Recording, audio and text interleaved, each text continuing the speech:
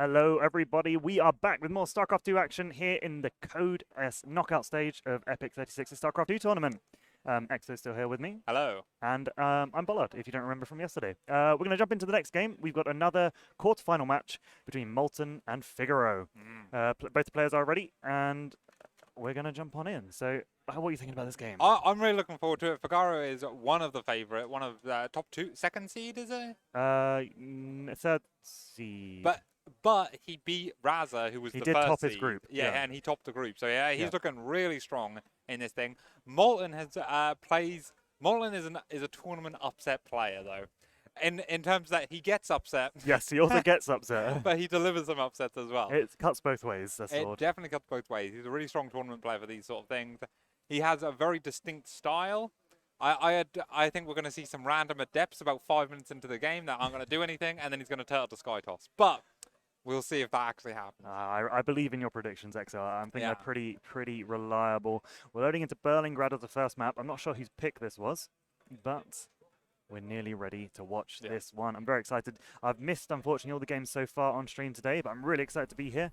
And would you do me the honors of introducing our players? Absolutely. Spawning up in the top left, it is the purple Zerg player. He is gunning for this tournament, coming into the third seed, but winning his group. It is Figaro.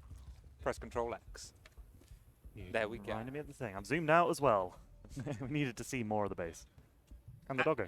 And the doggo. And the spawning in the bottom right. His opponent, the Protoss underdog, trying to take a tournament upset. It is Molten.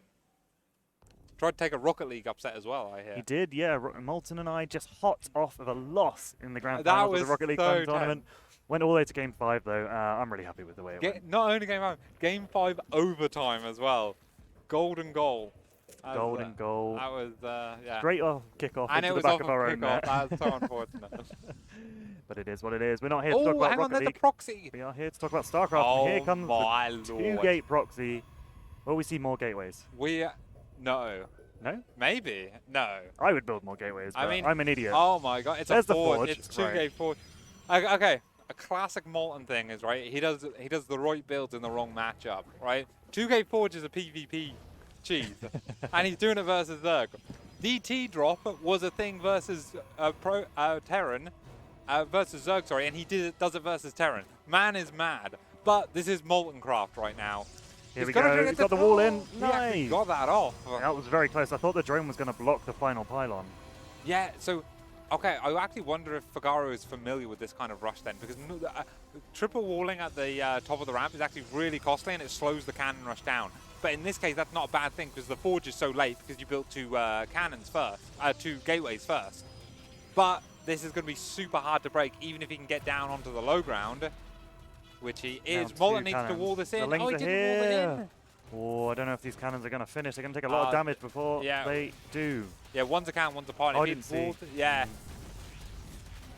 Yeah, see, it's really hard to get all those pylons, because what he really wanted to do was build a gateway underneath the pylon and cannon to wall it in, but he needs that pylon to finish, but you can't have all this money spent in resources. Now, Figaro might think the rush is over, Yeah. and, well, actually sending Zerglings across is good because there's nothing at home, so he has to defend with probes. However, the Zealots are here. Yeah, the Zealots were close. I don't think he anticipated those coming in as well. And he sees it now. Did he send another probe across? No, he's not bothered. 4 more He's still lings got on this the way, but again, if this ends up being, without the Queen injecting, the Zealot production just outright beats the Zergling production, and there's no other tech here.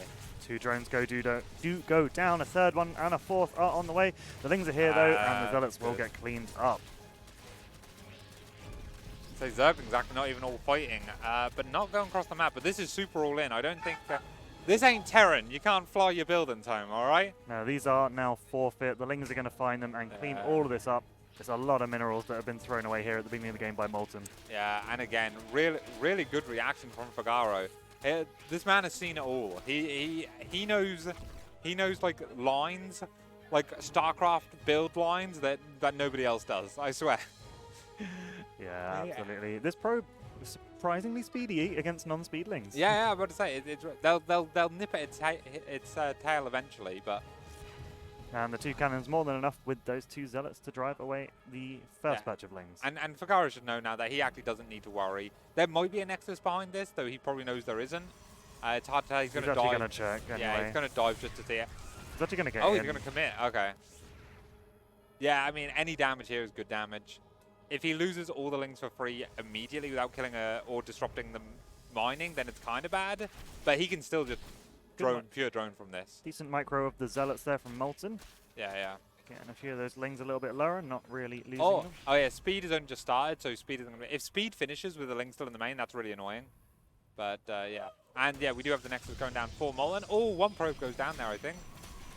And now we get to surround on the things, but I think, yeah, these things are going to go down. But Figaro is probably pretty comfortable with this situation. Yeah, absolutely. He's just droning up at home. He is not too worried about anything that's going on. His second base has been around for ages. He knows he can kill these buildings whenever he damn well feels like. Exactly. Really interesting to see what tech, or whether Figaro just goes, all right, yeah, we're playing now a normal game. Because he knows there's no tech on Molten's side. And this is a hard position for Molten, frankly. Needed to wall in with a building, so decided to put his Stargate there. Yeah, so again, Molten does this a similar thing in PvP, where he does the Molten packs, which is a PvT build versus Protoss. And after that, he forfeits the gateways and then goes into Robo Stargate and doesn't build any more gateways. Occasionally, he does that. So this man is willing to play what we call Protoss mech. And there's a Spore already on the way as well. Yeah, yeah. Preemptively assuming a Stargate might be coming. Yeah, I don't know. So generally, my understanding of how Zergs work in these sort of situations is that they pick a number, and that's how many drones they go up to immediately, right? That's yeah. So, and sincerely, that's like if you see in a standard game, you see a Stargate, you get spores on time, you can generally go up to like 66 workers before you have to worry. Speaking of which, like 13 drones just got made yeah, at the same time. Exactly. So Figaro probably understands the situation well enough to go, I can get to 70 workers or 60 workers, and he's going to get there before he commits to any tech. First Void Ray's about to pop out, and a second Stargate, I believe, is being built as well. I think, based on Molten's art, I think he's going to use this to try and secure a third, and then like try and turtle hard from there, which really is his only play. Gone. Yeah, he's a little bit behind. He's not dead, but he is quite far behind. He kind of did. Sorry, we're casting. We're casting. We need to hype things up. Anything could happen. Literally anything. Like Figaro's fingers could fall off. Yes. And he has to start playing using his tongue, and then maybe there's a chance Molten wins the game. Maybe. You never know. You never know. This Void Ray is, it's got 2 Overlords. It's going to get a third. In before I turn up at next Epic LAN, playing with a Guitar Hero controller. Oh no! Don't get them. There we go. That was very close. And actually supply block, that's a nice feeling, getting an Overlord, not taking damage, but there's no third base in the way. So, and the problem is that there's no real like 2 base all in here either. I don't like he's gonna have 3 or 4 Void Rays with +1. This wall is art. It is art. It's literally avant-garde. This is like one of the walls from the campaign. There's like 2 cannons, and kind of part of the wall. Pylons also kind of exposed. And then there's a random building. Air weapons upgrade. Looks like he's going to commit heavily to more Void Rays. Yeah, okay, so he is now taking the third, and he's going to try and hunker down. To be fair, I don't know if he could have taken the third sooner, safely, but it's hard to know. Oh, okay, a lot of roaches on the way. Now, I don't know if I like that. It's against pure Void Ray. I mean, if you have enough roaches, you can just stomp on a base, right? You just run in there, kill all the workers, and kill the base. And even if you lose the army, it's a cheap army. It's a bold move moving all the Void Rays out. No longer defending that third. Recall is good, but yeah, that third is not complete yet. The Queens don't have enough energy from really any transfuses. Maybe one. Yeah. In equal numbers, though, Queens beat Void Rays. I think that's always true. I think that scale's pretty true. So, yeah, we'll have to wait and see. There's a decent number of spores around now as well. I think there's 1 per base. There's not one in the natural. Yeah, +2 melee, +2 missiles, and Hydras on the way. So, yeah, there's going to be a very good composition. The Hydras are really going to shut down these Void Rays pretty fast. So, yeah, typically Roach Hydra is not a favoured composition by Zergs. But in this situation, I think the only thing Molten could be making is a low-tech gateway army with Void Rays. And we know it's only Void Rays. there's no gateway. Oh, he's now building 6 gateways, actually.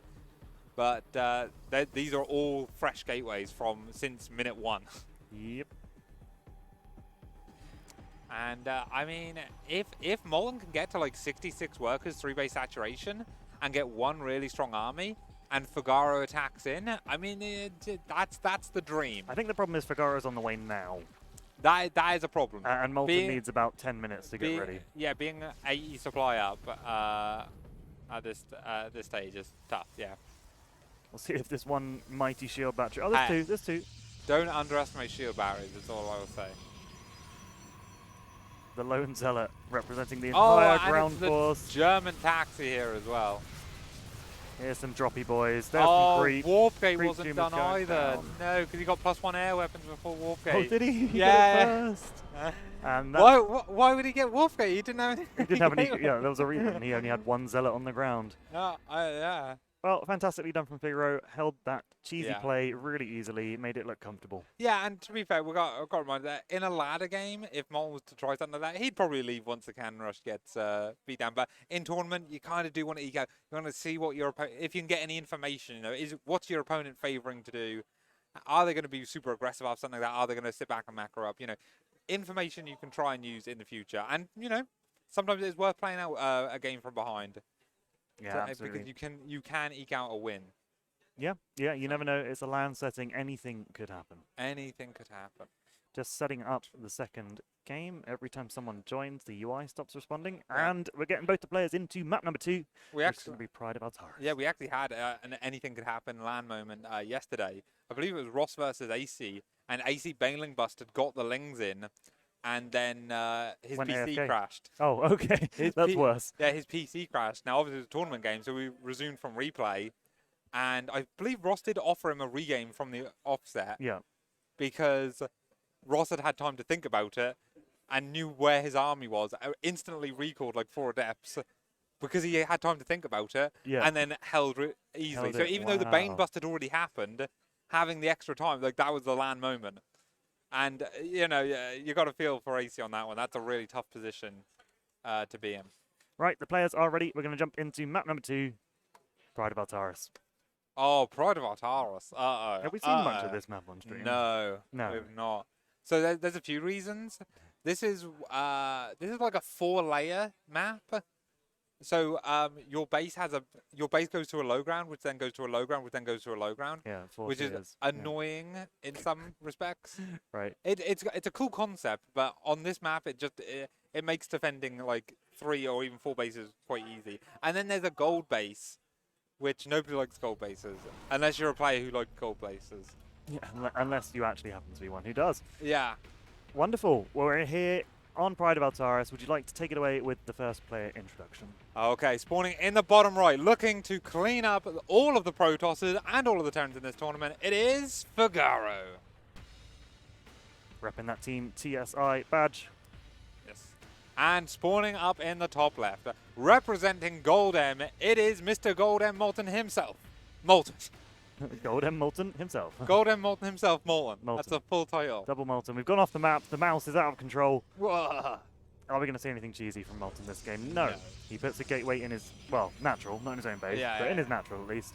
So he's probably going to look to expand at some point. I'm really interested at who didn't veto this map. because generally... Well, neither of them. Yeah. Otherwise, we wouldn't be playing on it. That is a good point. Okay, let me rephrase that. Who picked it? No, who was playing the bluff? Right? Yeah, they're both playing chicken. Yeah, like, I'm not going to... Like, prior to free veto, nobody's going to play that map.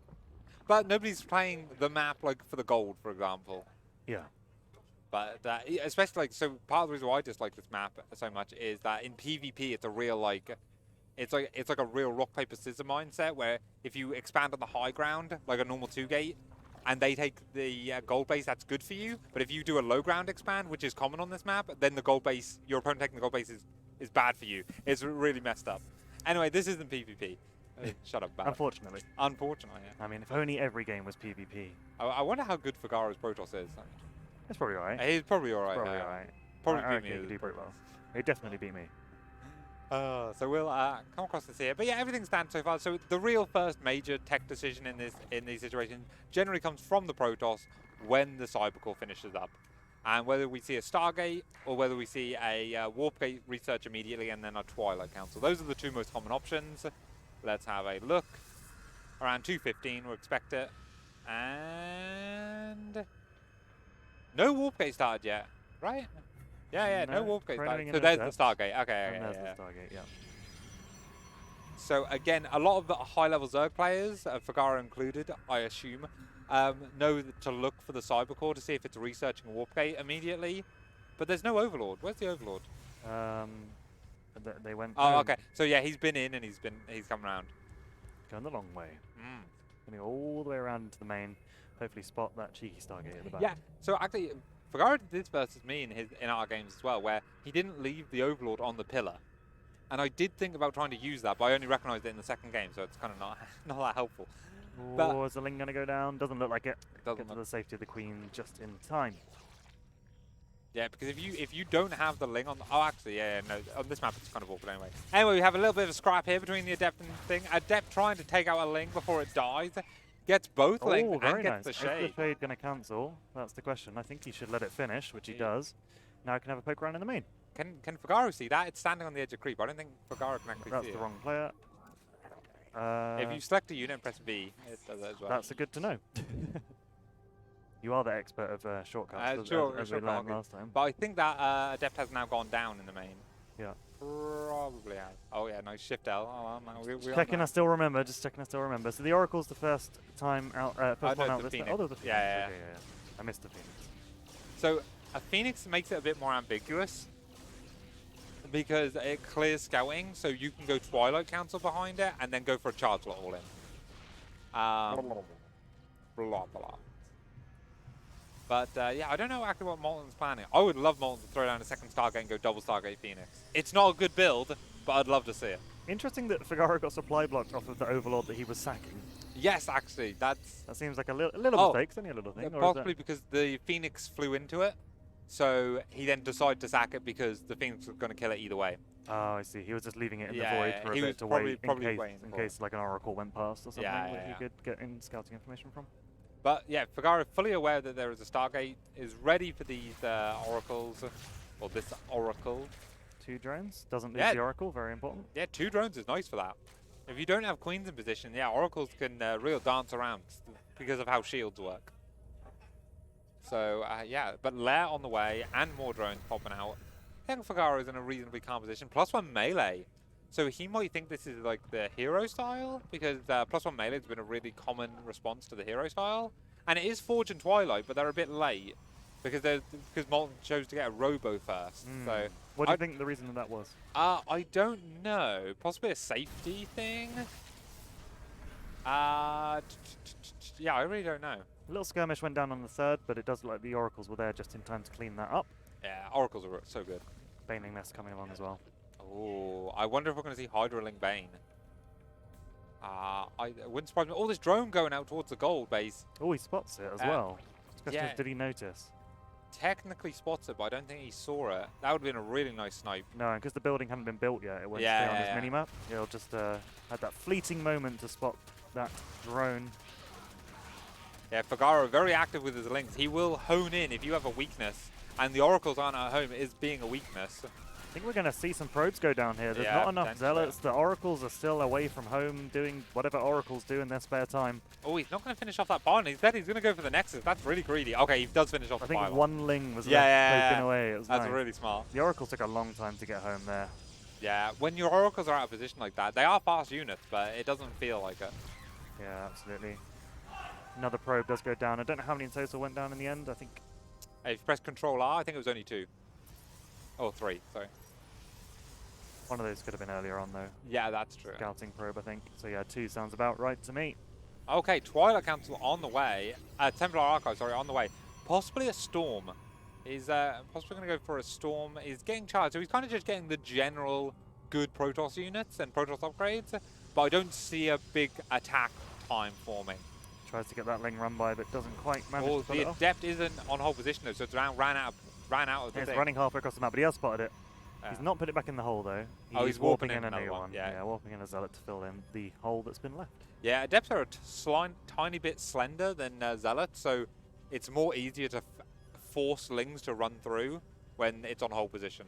Oh. Which, it's a really annoying thing. I did not know that was a thing. Yeah. Even though they don't look slender, it's when they do their attack animation, it changes their hitbox ever so slightly, and Lings can run through. I see, yeah. It's a very annoying nuance. Yeah, absolutely. Okay, so it is going to be Storm. So traditionally back in the day, you'd hit a pre-Broodlord timing with Storm and this kind of build, where you'd have a few Immortals, a lot of gateways, good upgrades, and Storm, and that would be your go-to time to hit. But I feel like Molten's going to play defensively, and that this Storm is just to stay alive. But it is Hydraling. I didn't see Banes actually, but it is There are the Centrifugal hooks. I don't know if he's morphed any Banelings yes, yet. but No, not yet. He hasn't morphed any. He's got all these Lings ready to go, though. So yeah, this Hydraling Bane timing is Here they come. yeah, is a response. So this is going to be like 150 Zerg supply, like 830. Maybe even before then, and it crashes in. This is really hard to hold, but Storm is going to be done in the clutch of time. Does he have any High Templar? He has plenty of High Templar. This is Full of great. High Templar, yeah. Creep spread's looking really good for Figaro. He's going to get across the map really quickly with reinforcements. This base is not going to go up. Oh, Storm 13 seconds away. No, he would fall with the High Templar. Now he comes in. Figaro senses the weakness. Maybe. Oh, no, it's a disaster. He lost every High Temp. Oh, 13 seconds. 1 chrono boost difference. That's where they used to be. That is where they used to be, and where Molten's hopes in this game may have been dashed. Now, this is a great Ling Zealot surround. Look at that. Clears up all the Hydras. All right. God. He's still back in. He's got money as well. He needs to, like, calm down. I need to calm down. Yeah. He needs to calm down, get that 4th base back up. It's not how he wanted to do it, but he probably expected to lose most of those High Templar defending this 4th base anyway. So, you know what? You take that, we go to the next layer. The sickest Zealot hit squad you've ever seen in your entire life. Yeah, they are the Navy Blue SEALs, or whatever you call them, of elite Protoss. units. Elite. Unit. So there's a fleet beacon going down, yeah, and there's also a spire going down on the other side. So yeah, so again, Molten is a Skytoss enjoyer. So I mean, who is? I'm not. Oh, really? Yeah, I know I hate Skytoss. I mean, I know you hate carriers. Oh, I hate. Yeah, that's true. We had to talk about the carriers. You said Tempest were okay. Yeah, Tempest are okay, but you don't want to just default blind go to Tempest. No, where no, true. you do. We did talk about how they are quite situational. Yeah, exactly. And I respect that situationality. So yeah, so it's interesting. Speaking of your worst enemy. I know. Here he is. You hate to see it. But it's what Molten's got to do to stay alive in this game. So yeah, getting all the upgrades. I think is the Great Aspire on the way as well. Or is it? No, yeah, he's going to get +1 carapace, air carapace. Interesting. So you can stay on Lingbane Hydra for a while here, but you don't want to. Those Banelings just stopped moving. Oh wow, they did. Yeah. They got killed by cannons. Amazing. Oh, there goes all those Banes. That was a lot of gas that did nothing. Hey, no, they killed a handful of Zealots. Oh, so saying that gas for minerals isn't good unless you're about to take a fight immediately. I mean, yeah, he's not sitting on a bank of gas. That's true. He's sitting on a gold base, although that's never been pressured. And that is why you don't want to keep rebuilding this army. You don't want to keep rebuilding Hydraling Bane. You want to build Lurkers instead. Yeah, he's getting the tech. Yeah. So 10 Lurkers on the way. And we're probably going to see a pretty violent shove onto this base soon. Yeah, he's maxing out first. And really, Lurkers are not elegant. You walk into their base, you burrow in front of their face, and you hope you have enough above ground to keep them alive. I mean, cannons can see Lurkers, but the Lings don't care, actually. They're just going to walk around the wall. Yeah. And like I said, everything. Once you're in this entrenched position. Now, the Lurkers aren't really hitting the Nexus big yet. So, but we're already losing 10 workers here. Oh, Storm's okay, but there's so many Lurkers there, he's just going to lose everything that moves over. Yeah. Archon's doing their best. It takes 4 storms. A Lurker has to sit in 4 complete storms. Yeah. Meanwhile, it takes like, I don't know how many spines, but the spines kill. The Lurkers kill. 4 high temps auto-attacking Lurkers is not what I wanted to see in that engagement. 1920 probes do go down. It's looking pretty dire on the worker count, although Figaro has an obscene number of workers. He's up to 91 now. Yeah, 91's a reasonable amount in these for these kind of macro Zerg players. Those Immortals getting some good hits. Might get 2 Lurkers on the way out. That last straggler is going to get away with its life. What a lucky little boy. Yeah, honestly, hindsight is 20/20, and I wouldn't have done this in game, but I think Molten needed to just pull the workers away and sack that base, and then try and establish another base, because his army is getting scarier, right? The carriers are still coming out. Nothing's there to contest the carriers exactly. at the moment. Yeah. The Corruptors are starting to come, but... So if he saved those basically 30 probes, Just put them somewhere and else. was just now taking another base. It wouldn't be a great situation, but it's more playable. Yeah, absolutely. Let's see where Figaro moves his army next. Will he attack from the right? Will he go to the left again? Looks like he's going to go for the third. Yeah, it became the third. What became the third after the original third died, yeah. I mean, it's there's so enough low. banelings to just, Oh, Oh no, my yeah. god. Nearly double the worker supply now. The army supplies are still tight. I mean, the Corruptors at some point are going to get on top of these carriers. There's a straggler and there. Storms that's in are danger. really good. Storms are really good against this army. The only thing that shoots up is the carriers. Yes. But you want the banelings to kill the High Templar and Archons. The Storms, yeah. Yeah, so you can get on top of the carriers. This is going to be a costly fight. I actually don't think this is a great... Oh, actually, it is a great fight for Figaro. He's absolutely taking the game right here. And that will do it. Figaro with the 2-0 victory over Molten. Very clean games. like I say, always was going to be a really tough series for Molten. Right? I respect him as a player. Yeah. I like a lot of what he does. Don't like Skytoss, but I like a lot of what he does. But Figaro is a class above. He is insane, especially in this tournament. Yeah, absolutely. He's on a tear.